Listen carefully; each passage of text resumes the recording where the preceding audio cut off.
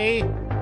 Welcome aboard a special Captain's Cast review of Shogun. Begins now with your host, Captain Garrett. Ahoy! How are you, my dear sailors and starnauts, on a Wednesday? I founded this channel, the Swords and Starships channel, to talk about good things, and one such good thing is Shogun. Based on the James Clavell novel of the same name, and adapted on the FX channel, there are good things out there, so we're going to get into a review. This is a spoiler review, so if you haven't seen it, you might want to watch it first. But I need some help. The captain needs a crew, and therefore I'm bringing on a special guest, a historian, a scholar, a warrior poet. His name is Redoubt Productions to help me review the show. Ahoy, Redoubt, and welcome aboard. Yes, you are live. We're back. Another Wednesday, consecutive Wednesdays. We got one episode this time to hyper-focus on. And hyper-focus we will. So... and by the way, chat, let me know if the how the microphones, like how each audio is doing, because last time I looked at the stream and it seemed like my audio was low, and I've got it maxed out. I don't know how to get the audio any higher, so let me know if there's how my audio sounds. So see, all I got to operate with is, hey, this red light on? Okay, it's on. Yeah, it's weird because like your audio comes through really good, and I have a good setup, but for some reason it's like StreamYards, I can't get the audio higher, so I'm looking at figuring out other options, but we'll get into it. So this is going to be an interesting one. This we're talking about episode 7, and I don't have to look it up this time. This title made an impression. A Stick of Time. Yeah. A Stick of Time. That's one that'll be easy to remember. It's a great episode. I love the multiple things that title refers to. So there's a lot to love in this episode as usual. But there's things I'm not wild about, so we're going to kind of get into it. But why don't you give me your thoughts, Redoubt? First impressions. So, episode 7, here we are. Toranaga is in deep doo-doo, we'll put it that way. That's kind of been implied, especially since that great earthquake took out a considerable portion of the men who were supposed to fight for him. So he has to appeal to his half-brother, who he's estranged with. And initially, it seems that things are going to go well. However, it quickly turns out to be a trap. So I'm very interested to see where Toranaga's strategy is going to go from here, because by all accounts, he's doomed at this point. And by the end of this episode, things are not going well for our heroes in Shogun. That being said, I am also completely like, how are you going to get out of this one without the SX Machina? Yeah, this is definitely my reaction was I think there's a couple things going on. This is not. I never read the book, and I didn't see the original adaptation. So I was kind of, and especially because of the trailers, I was kind of expecting something similar to Blue Eye Samurai, right? Where it's like it's much more about the warfare. It's much more about like battles. And this show's turning out to be much more of it. It really doesn't actually focus on battle. It doesn't even really focus that much on samurai like fighting technique. It's not even that interested in that. It's primarily just concerned with the, albeit very interesting, palace intrigue of feudal Japan. Now, there's a lot to love there because it's very much an intricate Game of Thrones. That's a lot of fun to watch. From that perspective, but I think it's a bit of a letdown for me that like right when I think I'm going to get like a really good battle, there's like one quick shocking amount of violence and then it's over. And so that kind of lets me down. That wouldn't be enough to make me start to not like the series. However, this episode, I feel like I was left with a feeling of like, what am I missing here? Like, well, what am I not getting? Because this episode seemed a lot like it was teasing me a lot, and not in a good way. It wasn't like in a, what's going to happen kind of way. It was, I'm starting to feel like you're wasting my time. And I do not like that feeling in a show.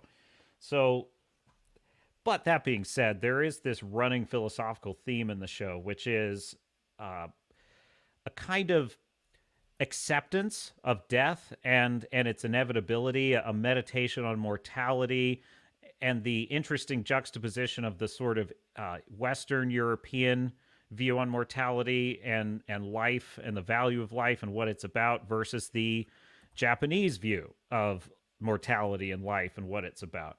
And it's interesting to see John Blackthorne constantly striving, struggling, always restless, always wanting more, which is pretty consistent, I think, with Western thinking, both historically and honestly, even to this day in our society.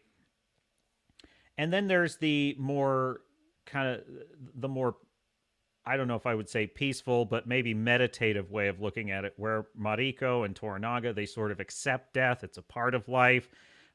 If we get killed, that's how it was supposed to go. So there's this fatalistic look at it, and this episode really Gets in on the black pill. yes, because and I think part of what's interesting is that I'm very much of the John Blackthorne way of thinking. I'm waiting to see the plan. I'm waiting to see the surprise. I'm waiting to see the twist, because my attitude, especially about storytelling, is always like, what's the next thing that we're driving at? And strangely, this episode, sort of like as frustrated as John Blackthorne is with the samurai and culture, it's almost mirroring how I feel about this episode. I'm like, what, you're just gonna let this happen? So we'll get into the details of it, but that's kind of my knee-jerk reaction. Is I found myself frustrated with the lack of forward motion in this episode. It's not enough for me to say I think that it ruins the series. That's it. The show is ruined. We can't go any farther. How dare us try to see what happens in the next 3 episodes? Yeah, it's not like it ruins or the 4, series. Right? Are we on 6 or 7? Which one are we on? Oh, 7. Yeah, three more episodes. We get 3 more episodes, yeah. So we'll see how it all comes out. And we'll probably start but there's a lot like in the beginning of the episode I really liked. So where should we start, Redoubt? Where do you want to go first? Let's start with the very opening. Yeah, what'd you like about it? So we have the meeting in a foggy forest. Very, very ominous. And Yabashige's confidence is continually wavering in Toranaga throughout this episode. If it hasn't been going up and down throughout the series, in this episode, Yabashige's trust is just downfalling, and I can't quite blame him, because he's like, so how long since he's last met his brother? To where Hiramatsu's like, very, very long time. And if this doesn't work, we're all dead. Right. Yeah. It is definitely, you know what, it actually was very similar to like when Robb Stark has to make a deal with Walder Frey and he's super nervous about it. Of course, we all know how that went if you've seen Game of Thrones. But it's very much like if Walder Frey is still mad at him for not marrying his daughter, that's bad. But if Walder Frey is willing to forgive him, we have a chance to beat the Lannisters. And there's that great theme stated line in the episode where... what was his mother's name? It's been so long. I can't hear. What was Robb Stark's mother's name? I can't remember. Don't ask me. I'm not the Game of Lady Thrones Stark. person.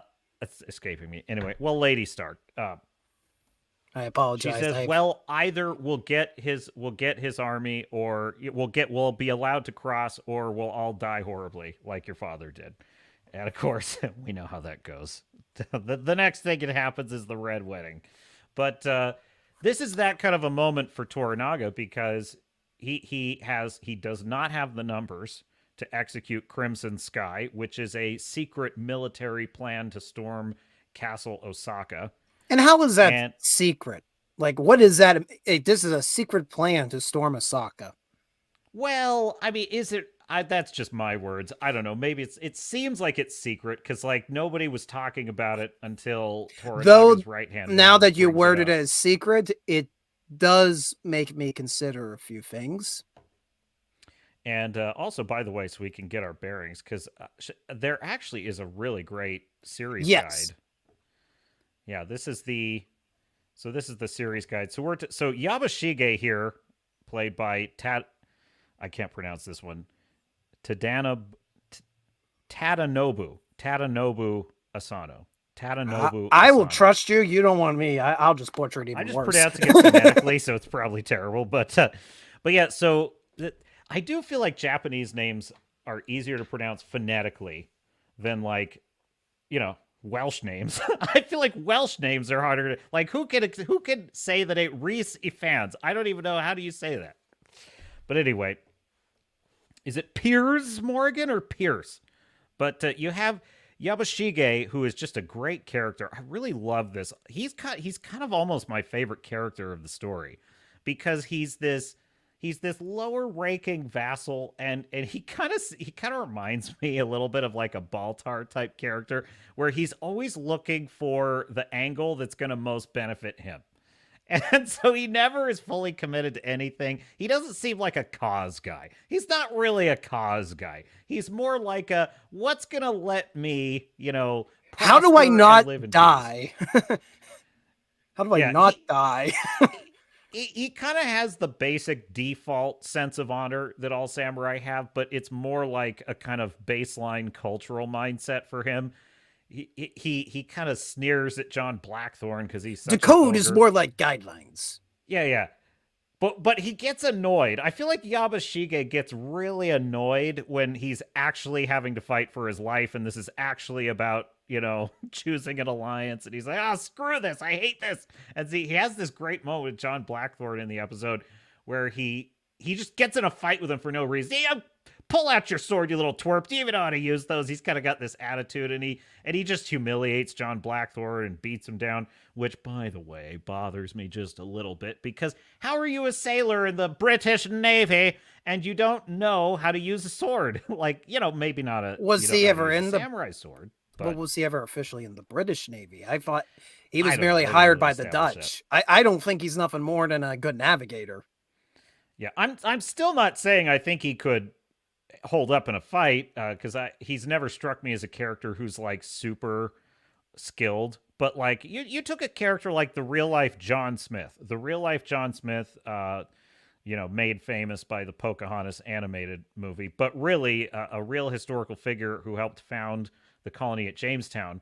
It's like you take the real life John Smith and put him in a fight. He might not win against a samurai necessarily, but I think he would put up a fight because he knew what he was doing with a sword. The guy escaped Barbary pirate slavery, killed his own master.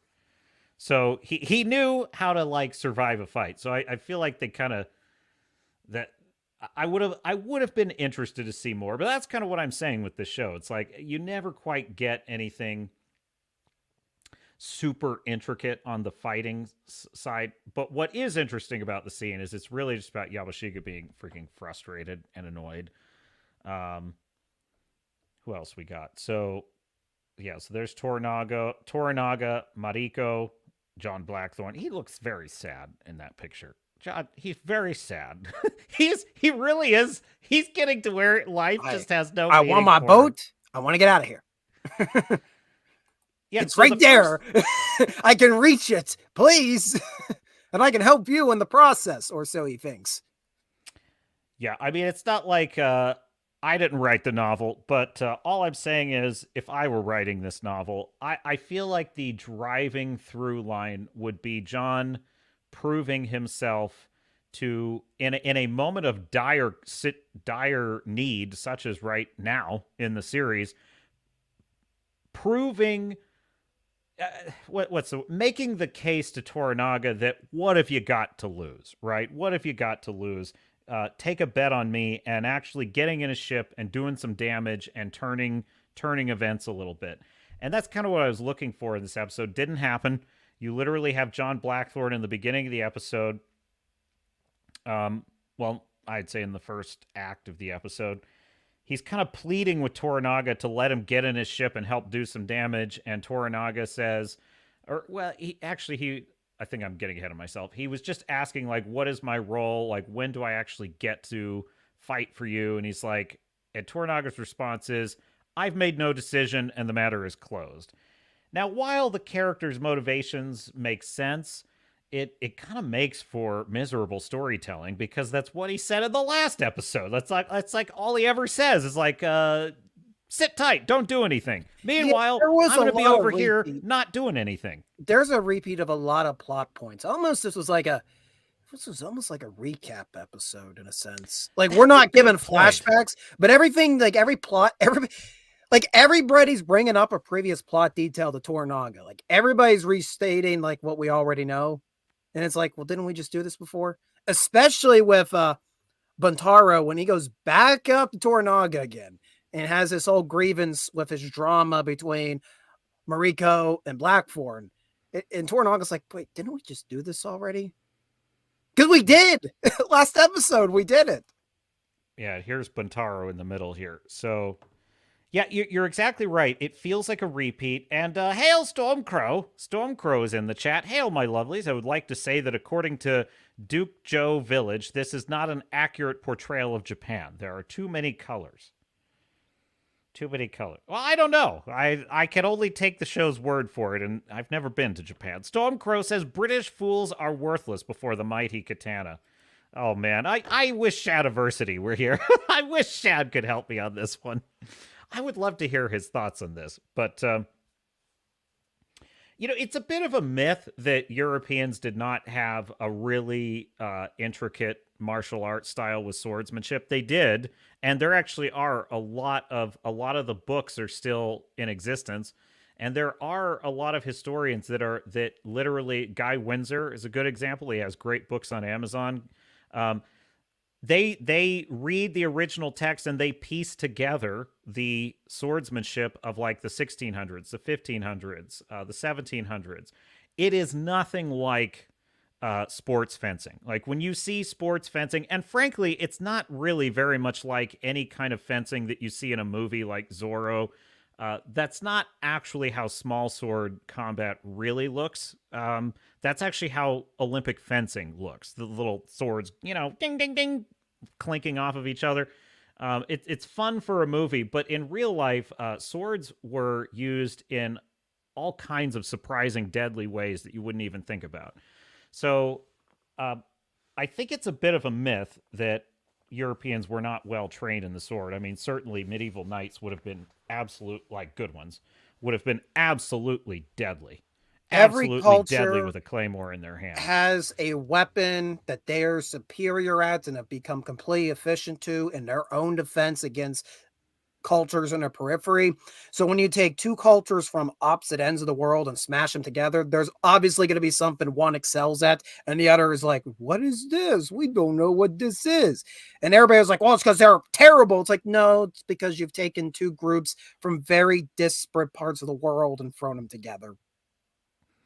Yeah, I mean, I do think at this particular era, actually, there is an HBO miniseries called Gunpowder with Kit Harington of all people in it, and it's about the gunpowder plot in the 1600s, and they show some of the swordplay from the 1600s in that. It's pretty good. It's a fun watch. If you want to see a much more realistic portrayal of swordsmanship, you got to watch the movie Rob Roy with Liam Neeson, because the sword fight at the end is probably one of the most realistic sword fights you're ever going to see, and it shows the strategy, it shows the chess game of it, which is what all sword fights really are. They're just this, well, really any martial arts fight is a kind of high speed chess game. But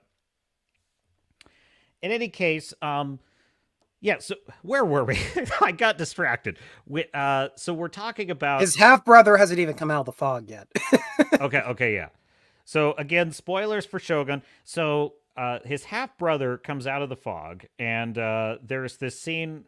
There's a lot of tension here, because is his brother, who he's estranged from, that would be Toranaga, are they going to make nice and form an alliance, or is this going to be a parting of the ways? And luckily...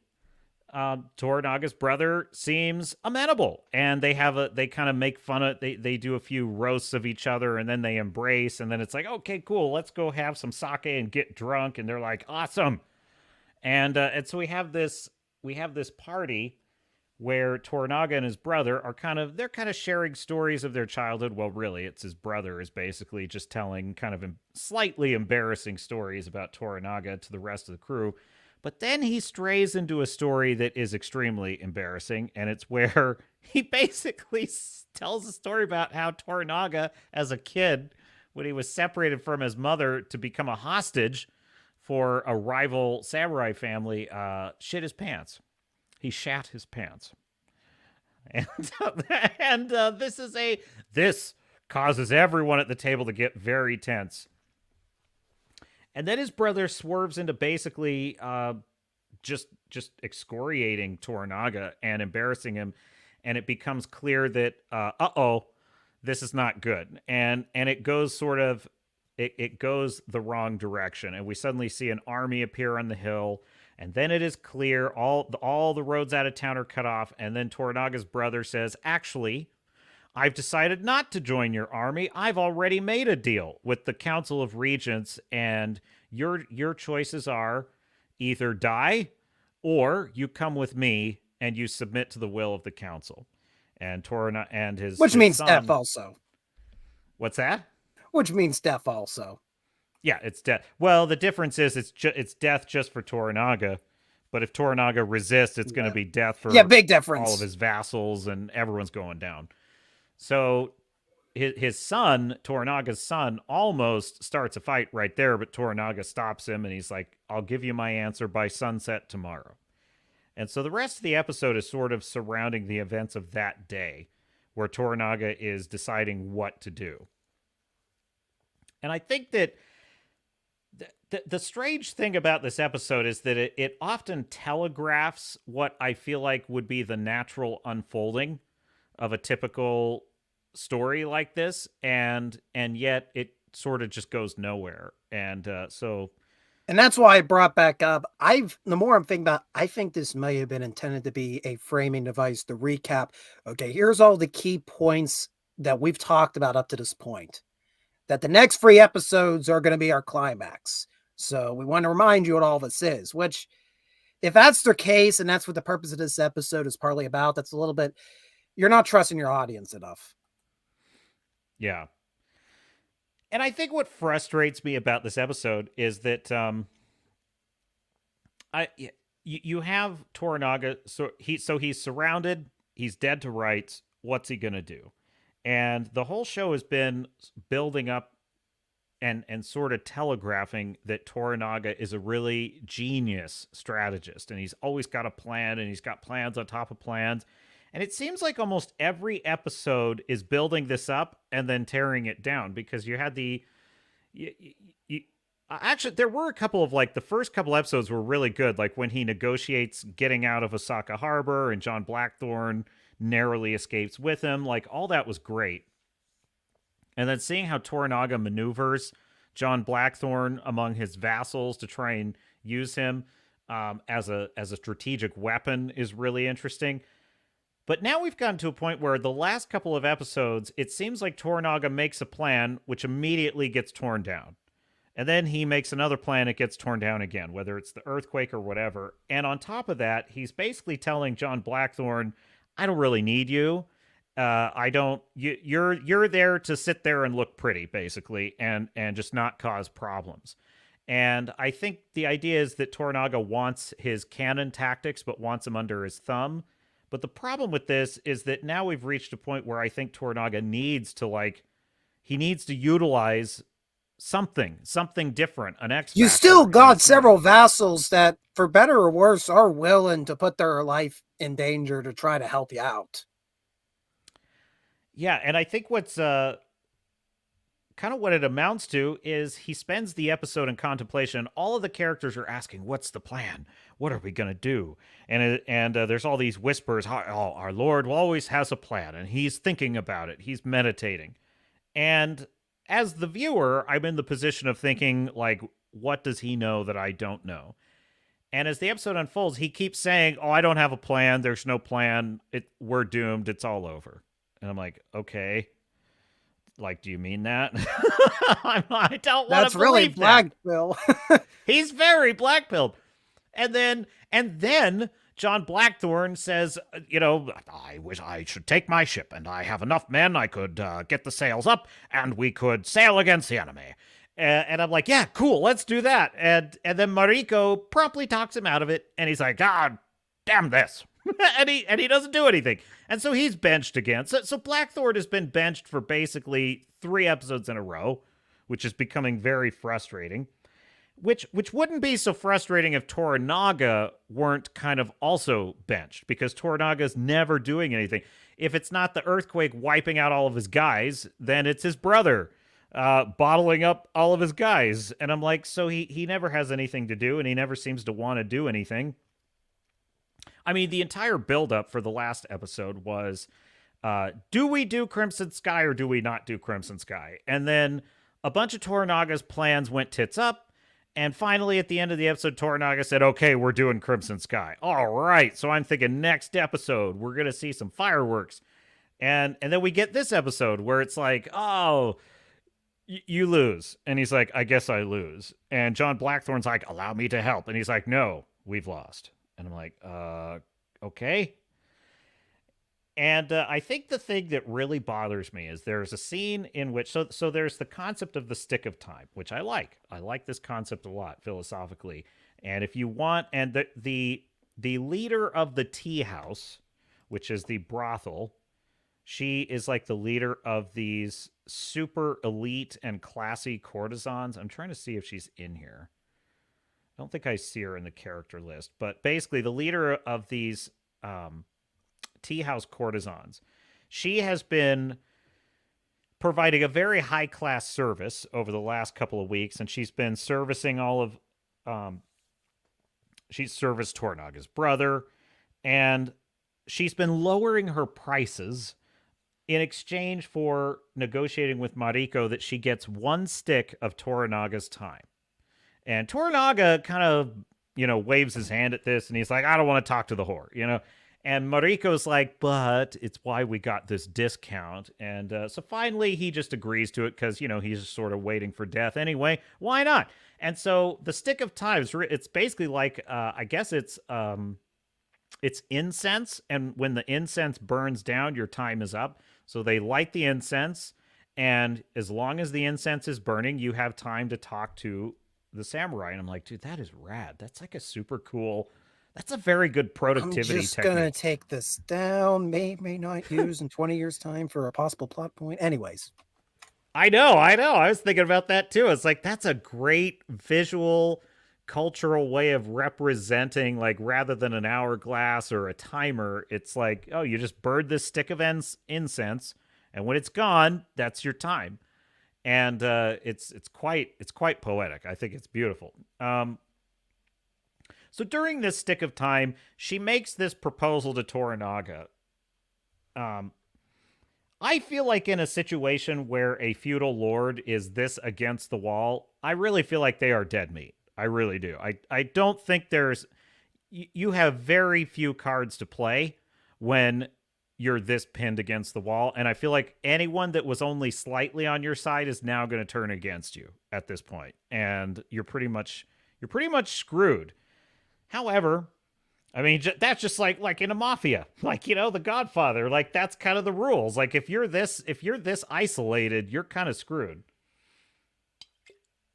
So it's odd to me that this courtesan, she says, what I would like is a district in Edo that's basically a Red Lantern district where it'll just be high class courtesans. This won't be, the kind of $2 whores that you normally see. This is going to be high class, nobility level courtesans, and we're gonna have like, she even kind of mentions that the whores will have like retirement plans and stuff, and how nice that'll be. And he's like, why is any of this my concern? And she says, well, because she explains the advantages politically and all this stuff. And he's like, I'll think about it, and her stick of time is gone. And, well, just before it burns out, though, he says, I'm not going to be alive in very much longer, so why bother asking me? To which I, as the viewer, am like, I agree with you.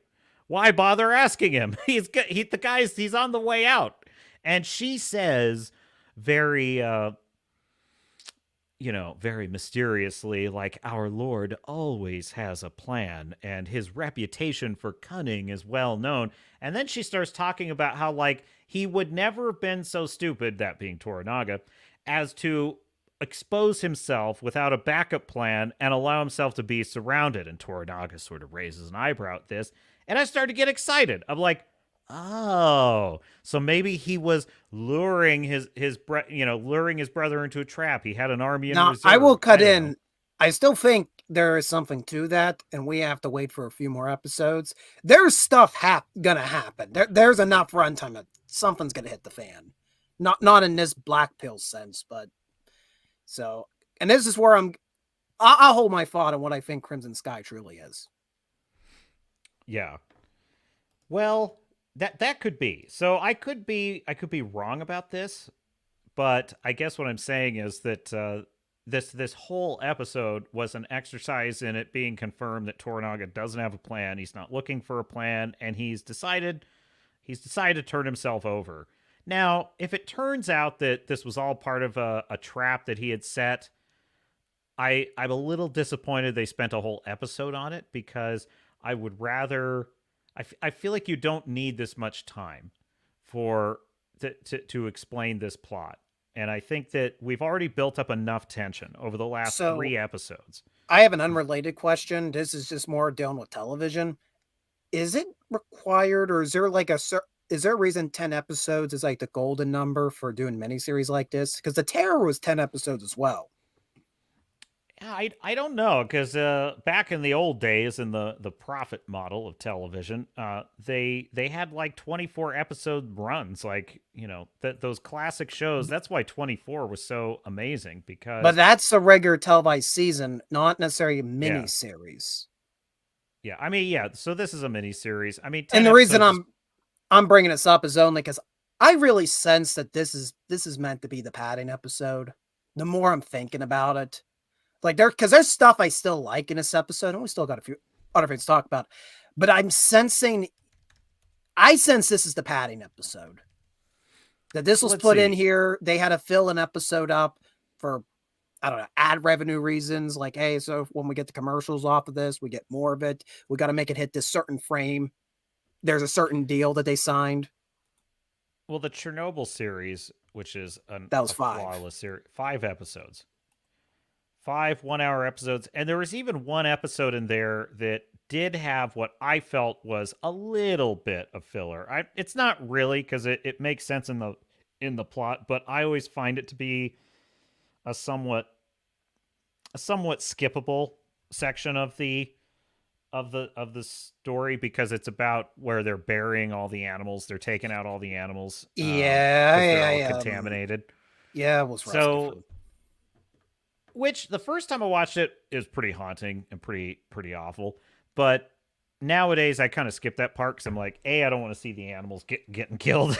but I do like when we followed the young boy that's basically conscripted into being the liquidator. Again, to see that role of the liquidators, because now I'm going to go down Chernobyl rabbit hole. I'm going to live here for a couple moments. The liquidators is such a broad term that we hear thrown about the Chernobyl disaster. It isn't just the literal trying to make the sarcophagus around the reactor. They were doing so many odd jobs that, quite honestly, if you want to make a book series, a movie or something, and just make it an anthology about what each liquidator was doing during that event, you would have plenty to work with creatively. Yeah, I mean, you need, which the miniseries does. At least the miniseries gives us glimpses of. I mean, we get the perspective from the firefighters, the perspective of cleaning up with the animals, but it's predominantly more about the cover up that's happening. Okay, back to Shogun. Yeah, so I guess in that sense, does a miniseries should be however many episodes the story will bear. And I feel like if Chernobyl had been 10 episodes, you probably would have had a lot of kind of passages where it was boring or it was too much. Then you have Band of Brothers, which is, I think those are 10 episodes, aren't they? Yeah, It's pretty 10 sure. episodes, I believe. Yeah, Band of Brothers, The Pacific, 10 episodes. Excellent. And there were a couple episodes that, one here or there that I was less wild 10 about, but episodes, generally correct. they all fit. So I suppose from that perspective, 10 episodes is fine, but it just seems to me that they might be stretching a little too much. That's why I'm wondering if because here's what's interesting. Masters of the Air is listed as 9 episodes. They did 9 episodes. I heard the drinkers say it's not that good after a few episodes, which is... I know the history community is raving about it. I'm going to give it a shot. I wasn't as hyped for it as everybody else was, but I'm not so much of a... When it comes to my history research, I'm not too into the Second World War. I'm more focused on 18th and 19th century history, so that may be why. Yeah, I used to be like that. For some reason, now I'm kind of obsessed with World War II. Look, it's Ahoy Wrangler with a $4.20 super chat. Why, thank you. Captain Salute, sir. Here on a Wednesday. Why, thank you, Wrangler. And we are talking about Shogun Episode 7, A Stick of Time. Like and subscribe if you're enjoying the content. I am joined by Redoubt Productions. And we're just chewing the fat about it. Yeah, this is like I think I had a lot of patience the last couple episodes. I'll tell you exactly where I'm at. And I'm not even saying that this is necessarily reasonable or not. I'm just speaking strictly as a viewer and what pleases me.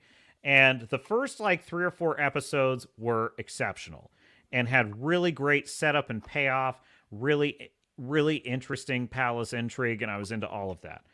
The last couple episodes, I would say right about episodes 5, 6, and 7, I would basically say, they all seem to be treading the same ground for me. They all seem to be saying the same thing, which is Toranaga needs a plan to beat Osaka. Toranaga doesn't have a plan to beat Osaka. Blackthorn wants to help him beat Osaka. He doesn't want Blackthorn's help. And that feels like what all 3 of these last episodes have been about. And it's been very frustrating because, 1 or 2 of these, I'm like, okay, they're setting things up. And I'm excited for that. Instead, what I get is another episode of Toranaga meditating on how nothing is working and he's lost again. And does that mean it's poorly written? I don't know. But what I will say is the fact that this courtesan is telegraphing that you must have a plan, and as so far as this episode is concerned, he doesn't. And then it ends in a very poetic and tragic way, but does not really move the plot forward. It does not really. It's kind of like it's a subplot event, is what happens at the end of the episode. So I feel frustrated that I'm having to wait all these episodes just to get to some kind of major payoff. So that's kind of where I'm at with it right now. I don't know. What do you think, Redoubt? Well, throughout the series up to this point, we've had 2 particular characters, and I'm sorry, I always struggle with their names. They're the next generation of Toranaga and Yabashige. That's who they are. They're their descendants. Ami is one of them. He's the... Yeah, that's Ami. Yeah, he's the nephew of Yabashige and Toranaga's son. They've constantly been getting agitated throughout the series and have made irrational decisions. Toranaga's son. Nagakado. Nagakado, yeah. They've been making increasingly irrational decisions and having these private meetings, almost becoming friends of each other, where the whole, man, my father this, my uncle that, why won't they do this? Why won't they just go out and do it? And there's a moment where Toranaga's effectively meditating on what he's going to do. And he comes back. Nagakado comes up to him and is like, okay, what are we going to do? What's the plan?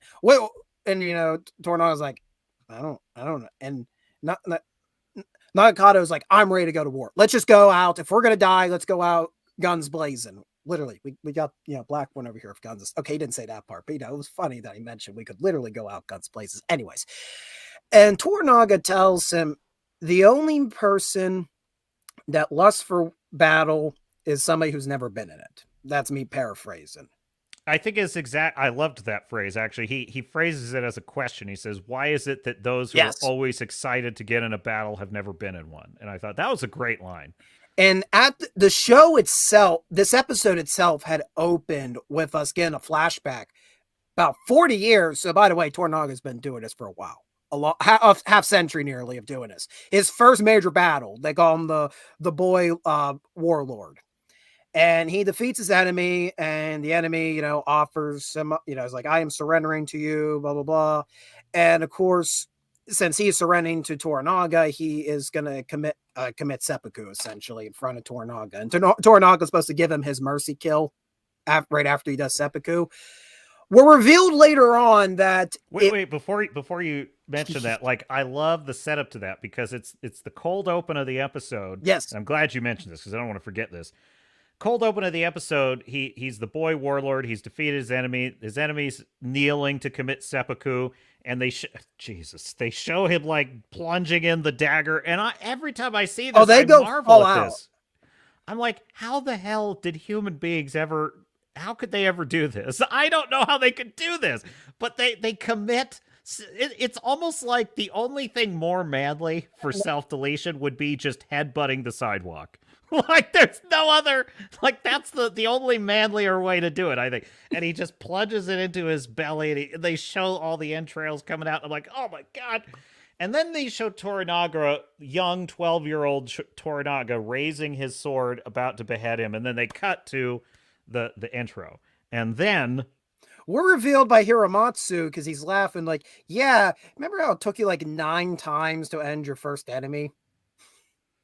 Yeah, so, actually, but why that's so significant is because at the dinner with his brother told that story, but he told it untruthfully. He said, "Oh, and my brother, the boy warlord, took his head off in a one clean stroke." And Toranaga is visibly irritated by this. And then that leads to this conversation where he says, "Why did my brother say those things?" And he says, "Oh, he wanted to humiliate you." He said, No, not about the shat my pants thing. Why did he tell a lie about when I beheaded the enemy? And he said, "Oh yeah, it took 9 strokes before that head finally came off. Quite a mess you made that day." And Toranaga, that was literally Hiramatsu's words. God, that must have been oh, it's quite a mess you made that day. That's practically a Family Guy joke. That's like Peter Griffin. Did you have to remind me of that, sir? Well, maybe if I just get it. If I put my foot up on it, like, it's so bad. Oh, it's a lot worse. Oh, he's in a lot of pain. It's totally a Family Guy joke, is what I'm picturing. So, can we hire Sonata to voice a Editivette? Yeah, that would be great. That would just be. But just need you to do this one thing, sir.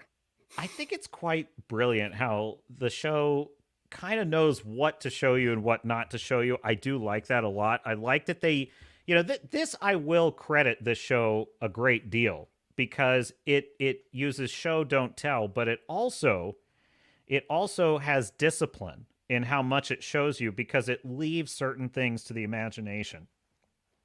It allows you to draw conclusions because those conclusions will have a big impact later when Toranaga tells the real story. Because what they show is everything right up to the moment where Toranaga's blade comes down, and then they leave that to your imagination.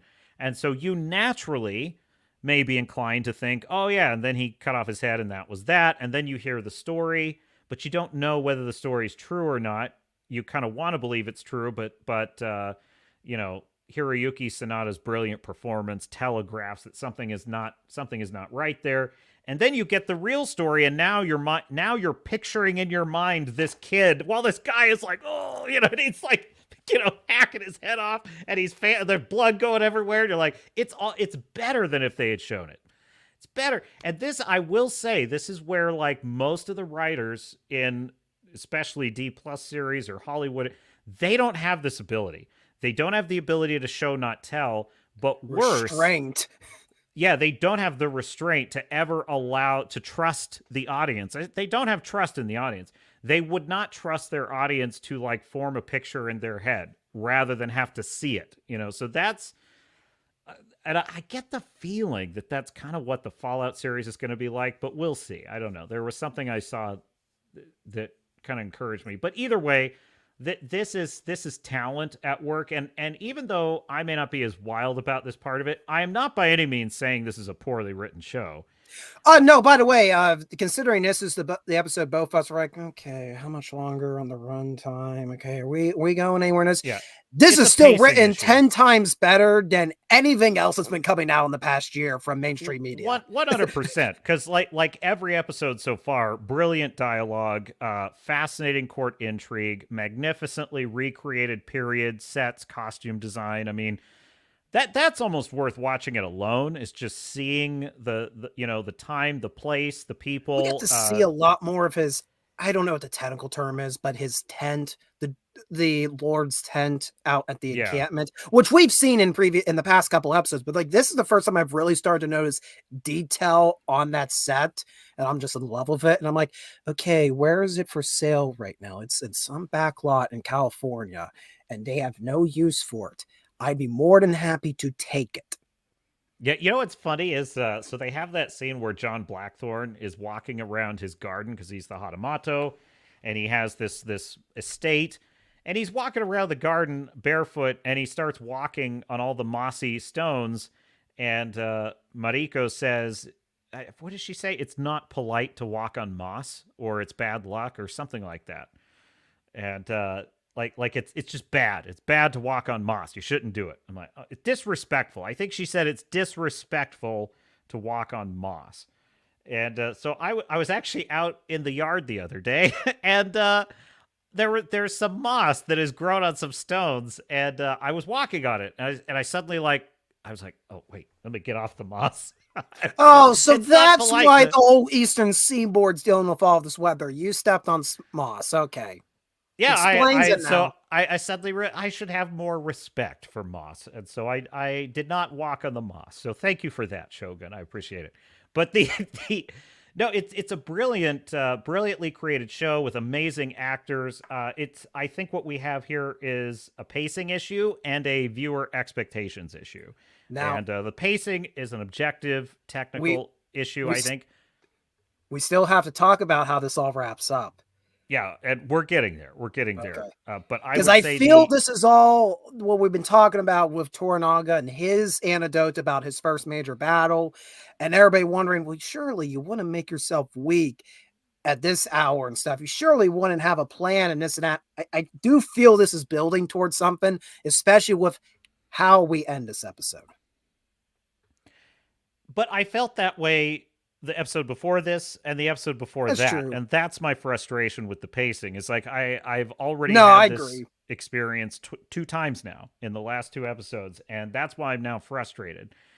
Because it's like I'm ready for something to come to a head and to have and I'm getting the feeling that if we get any kind of major throwdown situation, it's going to be the final episode and that's it. And that frustrates me. And it wouldn't be so bad if somebody in this show were driving the action. It doesn't have to be Blackthorne, but I think Blackthorne is a natural choice because he's an X factor. He's a wild card, and so it makes sense that now that Toranaga is becoming blackpilled and receding from his role of agency, it would make sense from a storytelling structure for Blackthorne to step into that role and take agency, and then as Toranaga comes back into the agency, then we have Blackthorne recedes again. I mean, this is the choreographed dance of storytelling, I think, especially if, as I kind of thought a couple episodes ago, I thought this might wind up a sort of buddy love story with Toranaga and Blackthorne. It's not turning out to be that at all. But if it were, that would be the perfect kind of back and forth. It's like when Toranaga doesn't know what to do, Blackthorne steps in. When Blackthorne gets too hot-headed and makes a mistake, Toranaga reins him in and does the right thing. And that was kind of the dance I was expecting to see. Instead, what we get is both characters have totally given up and abandoned agency for the last almost 3 episodes now. And his son, who is right here, that would be Nagakato here on the left. Toranaga's son is like one of the only characters who sort of never gives up his agency and is constantly wanting to do something, and he does do something. He takes out Jozen and his men with cannons in episode 5, which was pretty cool. Yeah. And supposedly started a war, but the war just can't seem to get going here. And I almost thought, like, why doesn't Nagakado team up with John Blackthorne? Because Blackthorne and Nagakado are kind of in agreement here. They're both young, impetuous. They both are sick of sitting around. They want to get something done. Strangely, these characters don't even seem to know each other exist most of the time, which is... now, if this is faithful to the original novel, fine. I'm not really commenting on that. I haven't read the novel. I'm just taking this in isolation as a series and kind of my thoughts on it. But I'm just very frustrated. Oh, Star Fury. Actually, I am in agreement. I am in agreement with you, Star Fury, for once. The hero should die. Oh, sorry, wrong. You totally trolled me, Star Fury. He thinks that Shikishima should have died in Godzilla -1, and he's wrong. He's dead wrong about that, Star Fury is. But the hero should die in this one, Star Fury. So why, we can agree if we're talking Shogun. But yes, welcome to the chat. So, yeah. Now, how are they going to die if they do die? You know what type of show we're talking about. That does not necessarily mean we're going out in a blaze of glory. It could also mean seppuku. Man, the first 3 episodes of this show were so good. John Blackthorne showing up on the shore. One of his men gets boiled alive. I mean, I really was getting the same kind of just. We do have Yabashige reminding him about that. I'm like, boy, you really do wish you were in that pot now, don't you? You are wrong, Staff. You are. Yes. Nerds. What can we say? Hey, hopeless. I'd be more than happy right now to be watching Godzilla -1. I'd be happy to own it on physical media, but apparently there's a deal that they can't distribute it to home video until after the Kong Godzilla movie's done in theaters. Apparently that's a deal. That's why we're still waiting for the Godzilla -1 home release. Are you shitting me? Oh, but that I read an article a few weeks back, and I'm just like, that makes me even more love to go see that. Listen, I almost don't want to see Godzilla X Kong because I know I'm going to shit all over it. And look, I get it that some people just want to see a dumb kaiju movie, and I don't want to, rain on their parade. But after Godzilla -1, it's kind of like, well, if this is the greatest thing since sliced bread, how are you going to follow it?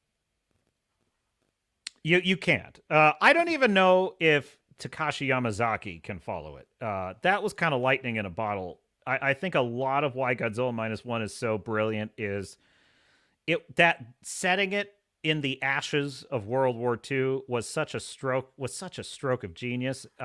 It was so primal. It was so the characters are at rock bottom. That was such a masterstroke of storytelling. I don't know if you then go forward into like the 60s or the 70s or something, if it's going to have that same impact. I'm not saying that Yamazaki doesn't have the talent. I think he does. And certainly I think he could do a really great follow-up to it. Will anything quite approach the brilliance of that first one? That's a tall order. That is a tall order. That was a pretty unique experience, that movie. The time, the place, the characters, they all fit together pretty neatly. So, what was it, Stormcrow? Staffyare says, love you boys, but I'm waiting for Shogun to drop in its entirety before watching in case of the dreaded second half wokening. So bye-bye and have a great night, you wonderful bastards. Well, you too, Staffyare, and thank you for stopping by. And there he goes. A sweet prince across the pond. I say that because he's the exact opposite of a sweet prince. I have noticed from your chats in the previous weeks, yeah. He's still Star Fury when he's on a warpath. You just better watch out. He's out there, folks. He's out there. No, but I get that. God. If you're still out there, Star Fury, it's not woke, and I don't foresee it going woke. I don't really, unless you define women having a role in power play woke, which I don't.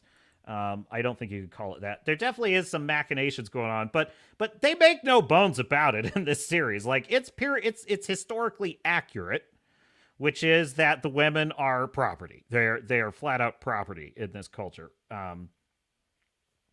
However, it acknowledges that they have power within their roles, and they, to the extent they can cleverly use that power, is a major subject of the story. So, that being said, the funny thing about this world is that actually there's just as many men that have basically, I mean, they may not be property necessarily, but they don't really have much power because they serve their feudal lord, and there's not really a lot of wiggle room there. And they kind of are prisoners of their own roles in society. And that's kind of why I love the rich philosophical themes in this, like the Eightfold Fence, I think is just a brilliant theme. It's just beautiful. And Fu Man Blue with a $20 super sticker. Why, Fu Man Blue, your generosity, sir. It is beyond measure. Thank you, Fu Man Blue. Good to have you here. He says, "Hail, bitches." But that's not nice. No, I'm just kidding. You won't be Fu Man Blue. No, I'm just kidding. Now, I'm so excited for Fallout. I think it's going to be so much fun. I'm reading the character backstories. Like Rondo and Stormcrow have given me their backstories, and they're awesome. And it's going to be a lot of fun. Fu Man, you gotta. I sent you a message in Discord. Which, if you want to join us in the Swords and Starships Discord, the link is in the description. Join us. Have fun with us. We're a fun bunch. I sent you a message, Fu Man Blue, about where you're at with your character story, because I'm curious. I'm very curious. So this Friday, we're going to do a voice call, and okay, cool. You did reply. I'll check it after the stream then. And so, yeah. And what that's about is either next week or the week after. On this channel, we will be debuting a new show, which is going to be a 10-part RPG campaign set in the Fallout universe with yours truly, Captain Garrett, as the game master. And so players are going to include, so I'll be the game master, and Fu Man Blue, Rondo, Stormcrow, and Tom, and another special guest, author friend of mine, Janie, will be joining us as well. And we will be on an adventure across the wasteland. And I did this because I am unsatisfied with the Fallout TV show, such as it appears to be. Don't drink the cactus juice. So we're going to do our own show, and we're going to have a lot of fun. So I hope to see you there. Stay tuned to the Swords and Starships channel, and you will hear more. Let's see here. Starfury, how you doing, SF? Thank you, Starfury. That's Starfury. Starfury says, "I have been committed lots of times. I keep getting out." I love that for you, Starfury. I feel like that's true.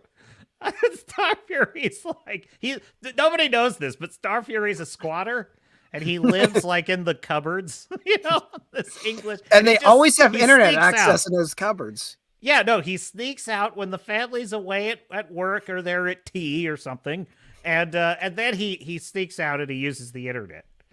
That's what happened. All right, so getting back to Shogun here. So where were we? Redoubt? We were getting to the ending, weren't we? The finale, yes. So we're gonna spoil the end of the episode stuff here. So that's it. So is Redoubt's dog. He's gonna spoil it for you as well. So the ending of this episode, Star Fury says, "In the roof spaces, I have standards. I'll have you know." Very good. So the Wrangler says the captain keeps bailing him out because he needs his gunner. I need my gun. Star Fury he's the most ferocious tar on the ship, and so his position is of great import. So we have Fu Man Blue, the master at arms. He's sort of the police officer on the ship. Fu Man Blue keeps Star Fury in line, I'm stoking enmity among the crew. Are you sure that's how it works, and it doesn't go the other way around, that they both keep pestering each other and causing anarchy? Who knows? I leave them to work it out. We don't look below deck. We don't look to see what's happening down in the cabin. All right. So last passage of this episode, blessedly, well, we kind of end with Toranaga's brother is in the tea house because it's like I love how Toranaga's brother is basically executing a kind of red wedding scenario on Toranaga, but because of the rules of honor and everything, he just hangs out. He hangs out in Toranaga's town and bangs his hookers and whatever. And it's like that's pretty ballsy, man. I would be like, now that I've put you in a corner and threatened your life, That's brazen. go that way. But no, he literally is sharing the hot springs with Toranaga's guys, and it's like. And after I was at that surrender, and all of his vassals were very distraught by the surrender and not okay with it. Surely nobody's gonna try and take me out in the dead of night or anything. Nah. Right, which is exactly what happens. Because funny story.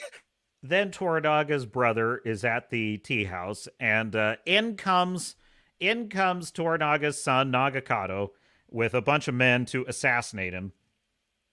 And I kind of feel like this was the scene that really drove it home for me how much I disliked where we're at right now, because Nagakado is chasing Toranaga's brother, with a sword drawn, and he's basically got him dead to rights. And I forget the name of the character, but Toranaga's brother is climbing through a pond, and he's trying to escape, and he can't. He's basically prone, and he's about to get done for.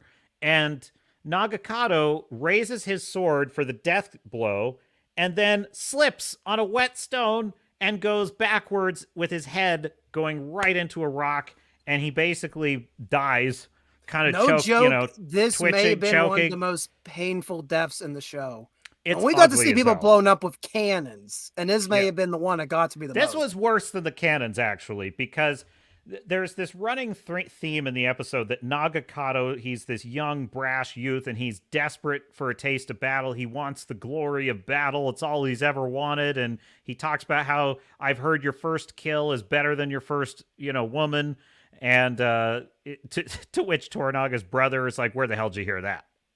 And so it all fittingly comes to a conclusion with Nagakado, instead of having his glorious moment in battle, instead of having his great first kill, he winds up slipping on a stone and bleeding out on the rocks. And then, there was another conversation between Nagakado and his uncle, where his uncle says, he says to his uncle, if I get killed with my father, it'll be a beautiful death. And his uncle says, there's no beauty in death. Death is just a lonely path in the woods, which I like that, because that actually is a great opposite opinion to what Toranaga defines death as. Toranaga sees death as sort of proof that you lived and a kind of affirmation of life. So he agrees with Staffjeri. Death is a beautiful part of life. So then there's this moment where Nagakado's uncle is looking down at him as he's sort of choking to death and kind of twitching there, and finally expires. It's brutal. It's ugly. And he's like, what's beautiful about that? And then that's the end of the episode. I was very... On the one hand, was that in isolation a really marvelous kind of fable and meditation about death and its meaning, and about, what is the real meaning of violence? What is battle really about? I mean, it was a very kind of Unforgiven style story that is very much diving into both the myth and the truth of death, and the glory and the ugliness of it. And that was a great finish to that little story. But on the other hand, it was very unfulfilling in advancing the main through line of the series.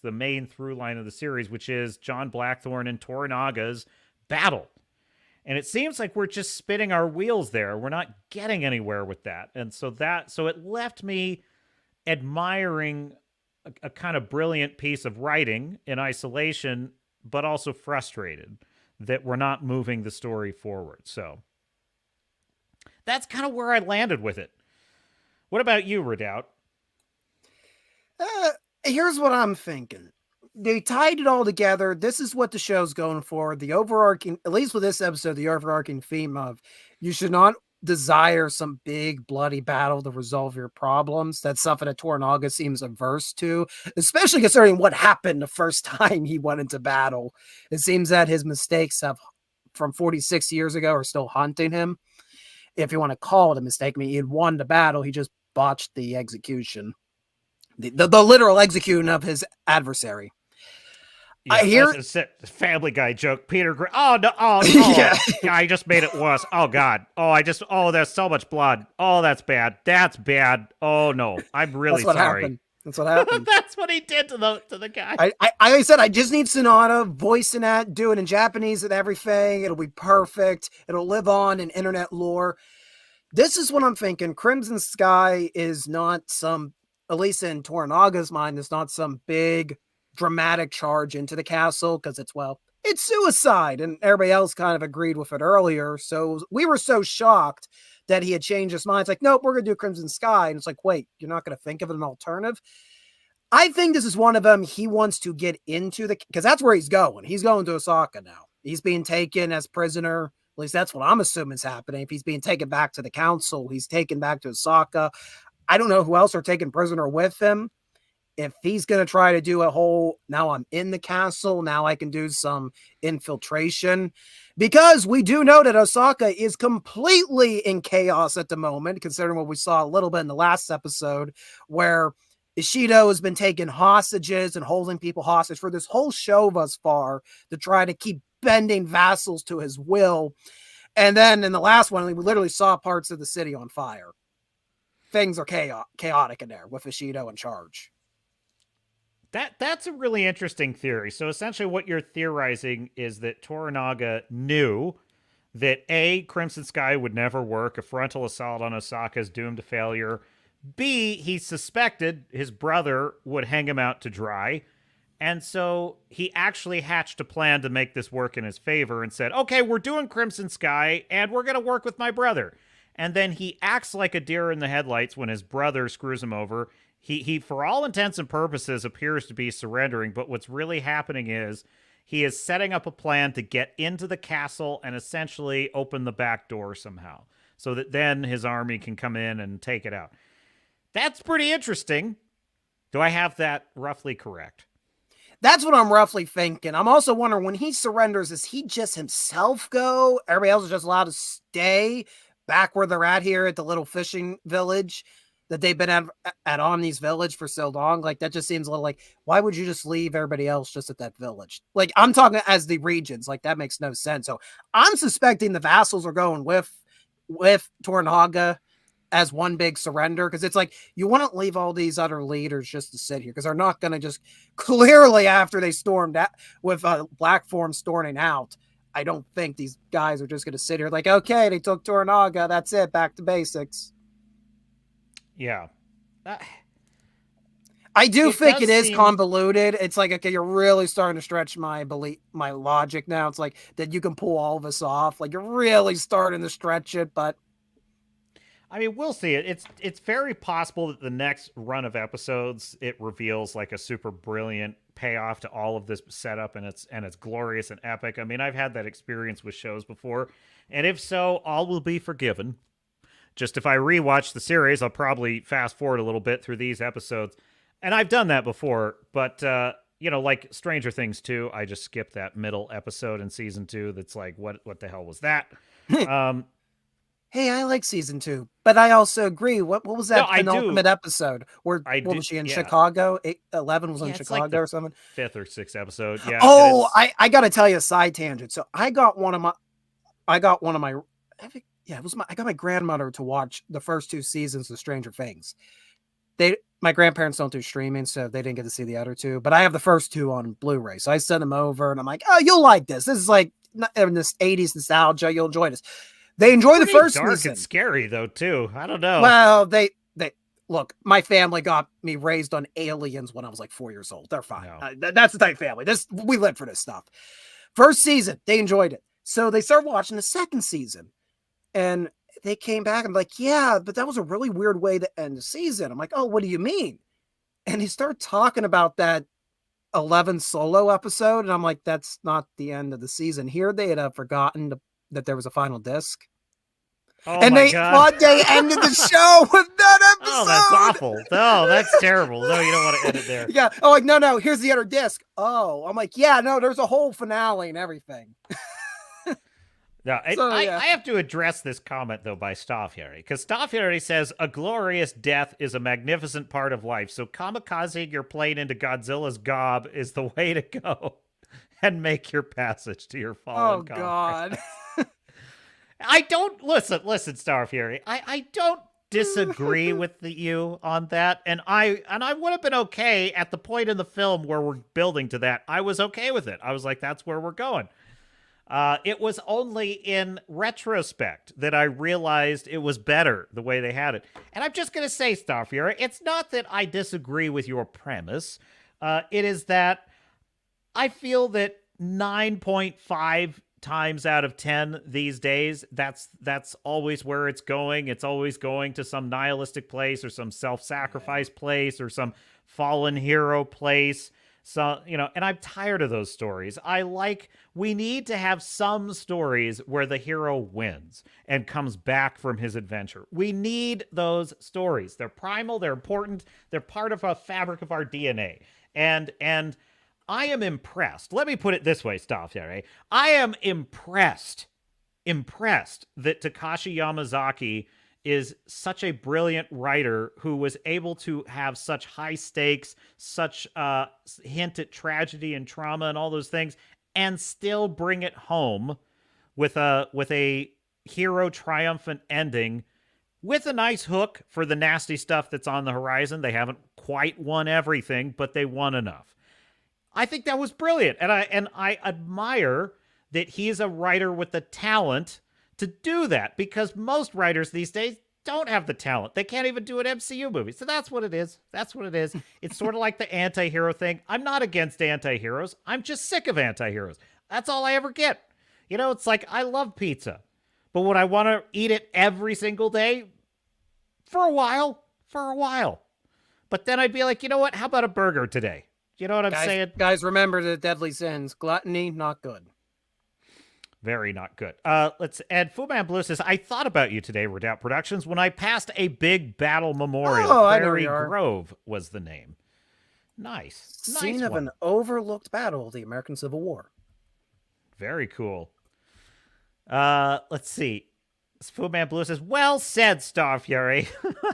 Don't encourage him, Fu Man Blue. Fu Man Blue says, MacGyver never had to kill himself to save the chick. You know, this is true. This is a perfect point. Thank you, Fu Man Blue, because Staffjärd, did you like it that Daniel Craig, James Bond 007, who's no longer 007, goes out like a doofus at the end of the last one? He just stands there on a hill and lets a cruise missile take him out. Did you like that, Staffjärd? Was that a glorious death? No, it was James Bond being a punk. That's what it was. So there, I've won the argument. No takes backies.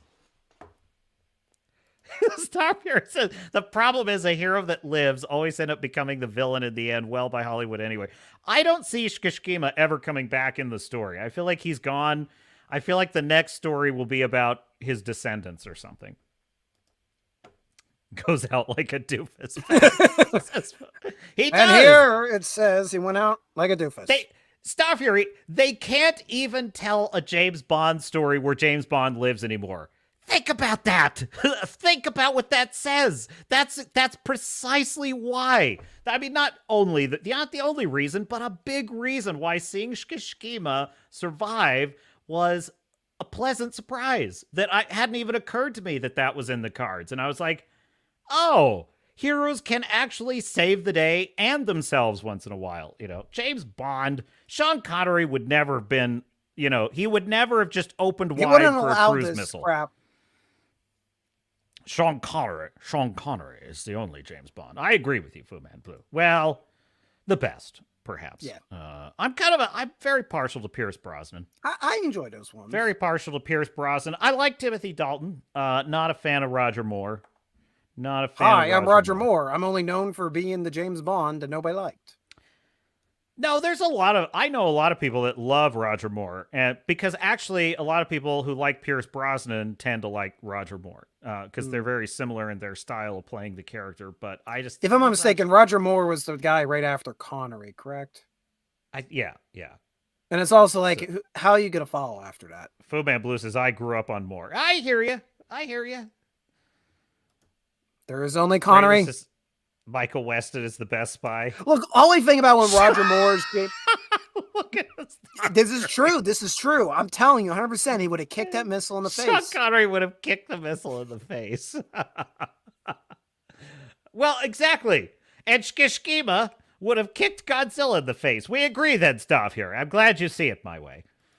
Looks like me and my dad had something in common. We would have both hated Moore. Well, all I think of when I think Roger Moore is not Roger Moore as James Bond, but Roger Moore playing James Bond. And I think it was the one of the Cannonball movies, the Cannonball Run movies. I think it was the second one. He just goes like, hi, I'm Roger Moore. But he's completely James Bond. But he keeps calling himself Roger Moore. And everybody's like, oh, okay, we don't really care. That's literally the attitude of all the other characters. Like, look, we got a complete utter rogues gallery of celebrities from the early 80s. We don't care. We don't care in character that you're Roger Moore. Yeah. James Bond is so dead. Like that franchise, when it comes back. By the way, Mass Effect is dead. It is dead. I'm going to be covering this on my Captain's Cast because I've been predicting this. I got a bad feeling about Mass Effect. I think BioWare, I just don't think they're good. Their company they were. And of course, and what do they do? Stuff happens. they do a big old transmission celebration on the transmission day of visibility. And I'm like, oh shit. We ain't gonna get any more Miranda ass shots. We're gonna get so much lecturing bullshit. Wait, wasn't March 31st Easter? April 1st. What was it? Yeah, March 31st. Yeah. No, I know what you're saying. No, but remember, everybody really was coping hard this year. All the mainstream media, the power elite, and they refused to acknowledge that it was Easter Sunday. They just started acknowledging this other that's the best holiday that nobody knew about for years. And they're like, yeah, this is a thing that, what's this thing called Easter? Oh, we don't. Yeah, it's like their worldview, they state that their worldview is diversity, equity, and inclusion. And it's like, but if they actually believed that, then they would have said, Happy Easter, everybody. And happy Easter to all you Christians who are celebrating the day that means so much to you. We hope you have a wonderful, blessed day. And also to all of you transmissions out there who feel invisible and like you've never been talked about in the last 5 minutes. We want to celebrate you as well. And it's like that at least would be inclusion because Christians are included and the transmissions are included and everybody's happy. And there's diversity. There's Christians over here. There's transmissions over there. We're all happy. That they don't believe in that. They don't. They exclude Christians because they hate them. They're gross. So what's funny to me is it's like now I don't agree with their stupid worldview. So I don't believe it is not necessary to include everybody all the time in everything. It's always good to treat people with dignity and respect and individualism. But if we're playing Dungeons and Dragons, we're here to do nerd shit. Okay, we're here for nerd stuff. So don't come in here and start telling us about how it's coded racist to have orcs in a fantasy world. Get the hell out. You're not included. I'm not for including you. I'm not for inclusion. So these aren't my rules. They're their stupid rules, but they can't even live up to them. So screw them. Screw the DEI crowd. They're losers. Now, back to Shogun. Man, we're all really taking the black pill tonight. Tornaga, Garrett. I don't know. It's spreading. Yeah. Stone Crow says, the more these parasites you sound like Andrew Ryan from BioShock. The parasite just make me hate the groups they represent even more. That's a strong word. Hate is. I don't hate them. I don't hate anyone. Live your best life. Leave me the hell alone. Leave me alone. If you're not a live and let live person, we're going to have problems. Doesn't mean I hate you, but it does mean we're going to have problems if we're not in a live and let live situation. That's all. It's called a social contract. It's a compromise. It means we're both just a little bit happy, as Chief Hopper says in Stranger Things. I think that's the problem with the democracy crowd is that their definition of democracy is a civilization which they get everything they want, no exceptions, and they are happy all the time. Otherwise, society is broken and systemically corrupt. And it's like, well, that's not democracy, that's totalitarianism. In democracy, you're going to win some and you're going to lose some. That's how it works. Nobody's going to get 100% of everything they want in a democracy. That's not because people don't want 100% of what they want. It's because people realize it's better than the alternative, where you just better hope you wind up on the top of the heap. So, what was that, Star Fury? Says, I don't... I must have missed the context on that. So let's get back to Shogun. Redoubt Productions. Yeah, I'm not blackpilling on the show. I'm not blackpilling on Shogun. I mean, let's just face facts, okay? Take this episode 7, which is, I mean, in isolation, not my least favorite, actually. I think I like this episode slightly more than the Earthquake episode.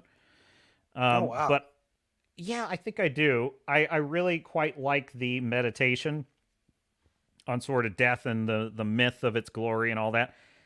I think the problem is these last 3 episodes have been dwelling on this for too long. They've been too slow. They've been retreading old ground. That's frustrating me a lot.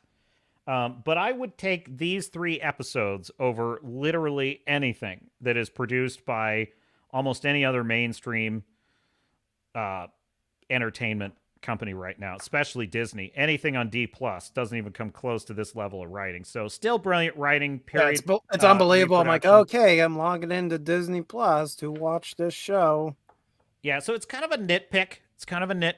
I know it sucks. You have to Hulu. Technically, I'm giving money to Disney, but you know, can't be avoided. But I'm also giving money to FX, which made a pretty brilliant show. It's a pretty risky show to produce, also because, you know, it's mostly subtitled. This is a mostly this was the most. I think show. This episode was the most. Like almost 80% of this episode was in Japanese. At least if I have to make a ballpark estimate. Usually we had a good third in English from Blackthorn's perspective. A lot of interactions with Mariko. This was almost all in Japanese. Yeah. Now that's also because this show was predominantly from Toranaga's perspective. I mean, we bounced back to a few other individuals, but this was mainly Toranaga's episode. Yeah, Blackthorn is very day in the life of Toranaga. That's my main issue with it. Is like, okay, if Toranaga is going to be sidelined, fine, but let's see what John Blackthorn is up to. If John Blackthorn's going to be sidelined, fine, let's see what Toranaga is up to. I just get frustrated with episodes where it feels like episode after episode, nobody's doing anything. Nobody's getting anywhere. Now, if it's true that like there's this whole secret game that Toranaga's playing that we just don't yet know about, okay, fine.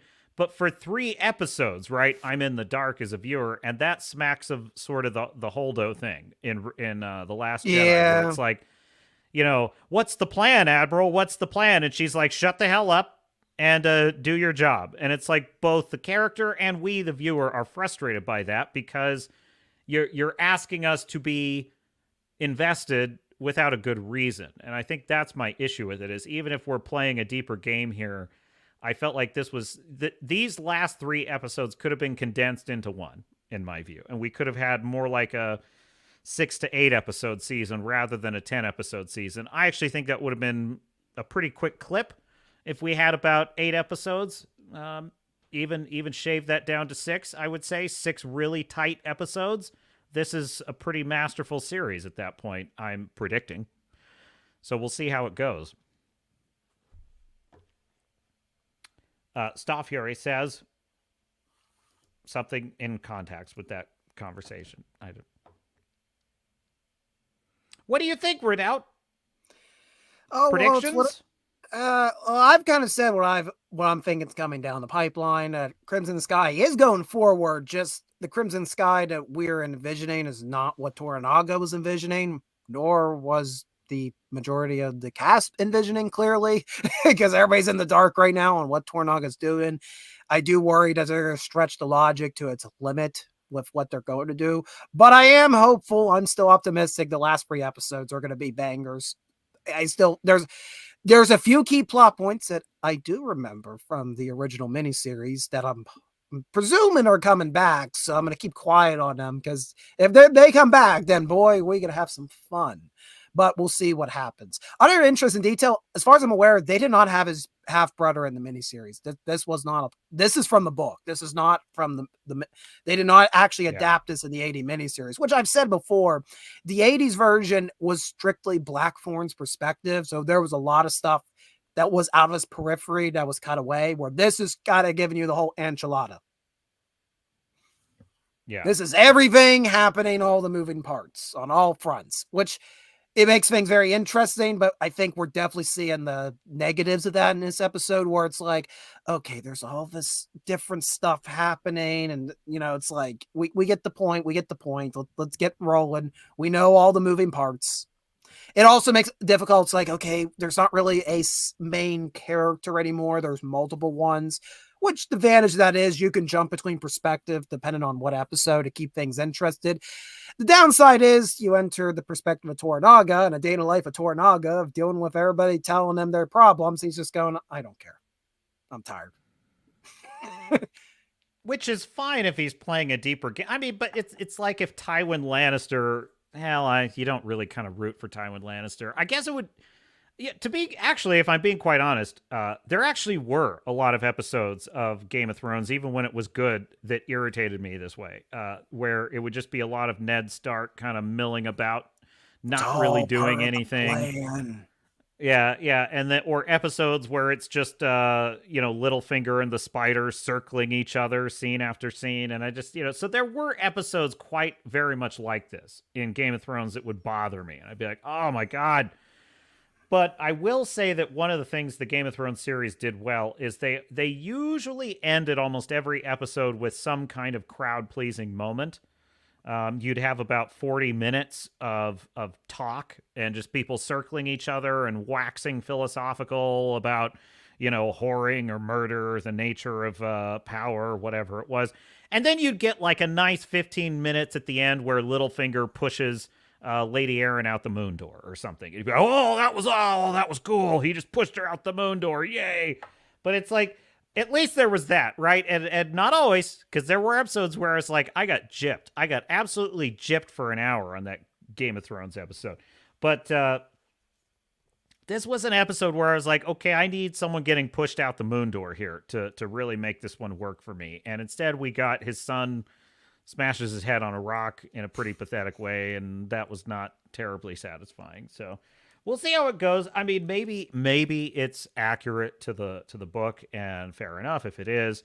But what I will say is that Blue Eye Samurai, which is it's a pretty well-paced show, it ends with just a banger denouement, where it just a crazy amount of destruction happens at the end of that show. So it's fantastic. I will say, hoping the same here.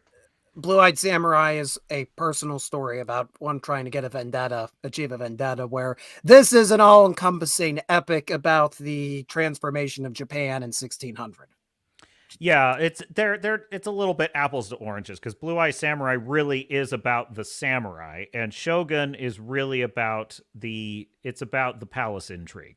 So they are different in that respect. But interestingly enough, the arc of both is very similar, because the arc, in the sense that like it's about a major political power balance play coming to the head. That's really what both are kind of about. And both have a sort of X factor in the mix. In the case of Blue Eye Samurai, it's Mizu. And in the case of, and again, she's half white. So again, she's kind of an outsider foreigner. And then you have the Anjin, Blackthorn is the outsider X factor in Shogun. So there are parallels to the two series that are, and I think it's not least because they're closely related in terms of time and place. Staff here, he says, does any plan ever survive contact with the enemy? The best strategists allow for your plan to change, and you are tactically intelligent enough to roll with the circumstances whilst in flux. Definitely fair point, but so far what we've seen from Toranaga is he sets a plan and it implodes, sets a plan and it implodes. Sets of planets implodes. That's what's happened the past 2 to 3 episodes. 3 episodes. Yeah, that's literally the last 3 episodes. Toranaga enacts a plan and it implodes. That's it. That's exactly it. I couldn't have said it better myself. I will say when he keeps his options more open, which were in the initial episodes, that's when usually the creative outcomes occurred. Where he's like, okay, this isn't what I was hoping, but it is kind of what I was hoping for. I'm not willing to say this yet, but it's starting to look almost as if Toranaga was just lucky. As if he was just lucky all these many years. He wasn't actually a very good strategist. He just sort of he sort of lucks out at the right time. And it's almost starting to seem that way, and it almost seems as if the character knows this and is fine with it. Because the character is basically saying, like, that's life. We're all adrift in the rivers of fate, and fate takes us where it takes us, and so be it. And I don't know how suspenseful of a show that's going to be if that turns out to be where it's going. I don't know. Or you could just follow Wrangler's advice of, so you need to memorize a flow chart. I don't think so.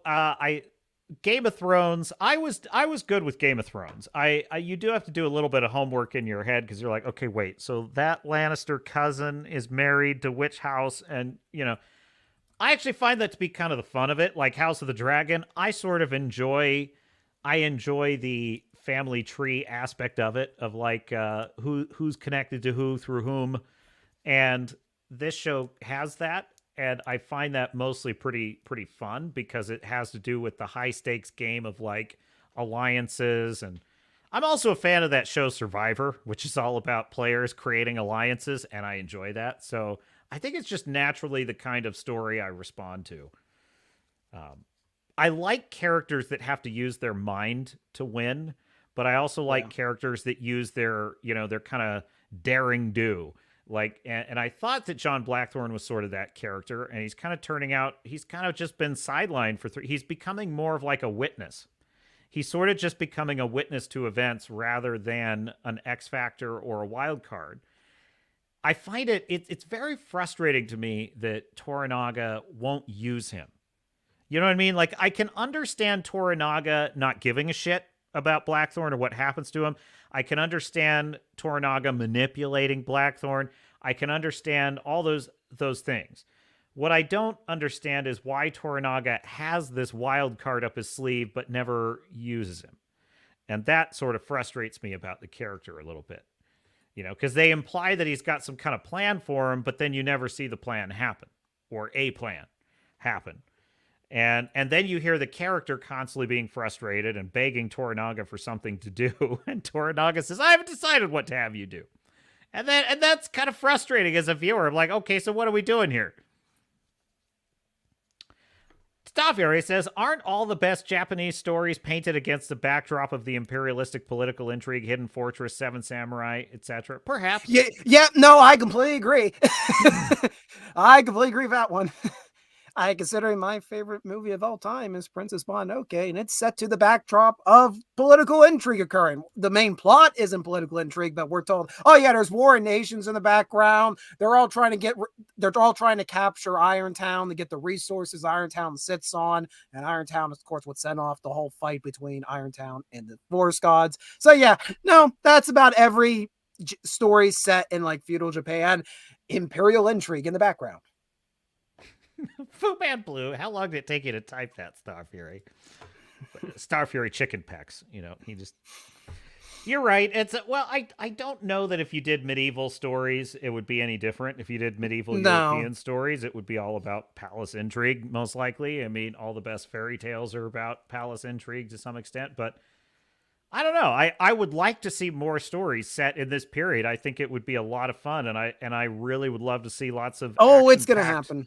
Battle stories. So, but I think we're probably wrapping it up. What do you think, Redoubt? Yes, because I got to depart soon, as I am going to be on another stream tonight. I'm going all out, partying all night tonight. Yeah. What Wrangler says, even Castle of Cagliostro, a heist movie, ended up somewhat connected to political intrigue. It's kind of off topic, but there is a 3-part miniseries, I think. I am the quintessential two-finger typist. Okay. Stop right. here. You got to learn proper typing. It changes your life, man. It's the best. So yeah, there was a great 3-part miniseries on Netflix called Dracula, and it's a modern retelling of Dracula, and I found it pretty damn fun. The ending, it's a bit bananas where it goes in the 3rd episode. It's kind of 3 90-minute or 2-hour episodes, I think, and the final episode gets way out there, but also is kind of fun. And the actor who plays Dracula is freaking great in it. And there's such a great part where he's talking about on the Demeter. He's being interviewed by Van Helsing, basically. And he talks about how he went into the cabin of the ship to dine with the other passengers on the Demeter who he's planning to feed on. And Van Helsing says, wait a minute. Why would you want to hang out with people that are there just as your food? And he says, well, because I love people. I enjoy conversation and I enjoy, a cultural exchange. And Van Helsing says, well, then why do you kill people if you like them so much? And he says, why do you pick flowers? I just thought, holy shit, what a great line. That is such an amazing line. So it's a pretty great series, The Dracula on Netflix. You got to watch it. Oh, wow. All right. And Mr. Producer, who is definitely really there, bring up my outro, would you? Oh, it's awesome. You have your own producer? I sure do. He's just right over there. Be my producer as well. Stormcrow says, here's a TV pitch. Game of Thrones mixed with Shogun, fantasy elements, grim dark storytelling, but it's all Asian. Well, Stormcrow, that's basically what we got. So your pitch is minus the fantasy. You got everything else here. Yeah, no fantasy. No fantasy.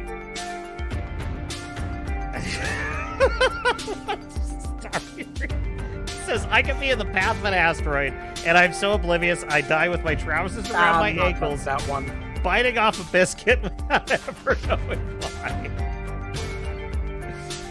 Wrangler says, here's a pitch. Take Harry Potter, Aragon, and Full Metal Jacket, blend them together, and see what you get. Or I got an even better one. How about Frozen meets Kill Bill, and we call it The Acolyte? So great. Oh, God. Oh, well, Red Saber! Yeah, oh, the sabers! He vadered! Oh, blue! He vadered. So, thanks again, Redoubt Productions, for joining me on this Thank you for having me. Of Shogun, and we'll see you next week, hopefully, and hopefully this is the next one. 3 more episodes. Yeah, let's make it a barn burner on this next one if we could, FX. I'd appreciate it. I really would. Well, please like and subscribe if you're enjoying the content. We'll see you again next week. Don't forget, Captain's Cast, live every Sunday, 1 p.m. Pacific, 4 p.m. Eastern. We will see you there. So we're going to wrap it up for tonight. And this is the Captain saying, until next time, I will see you out there.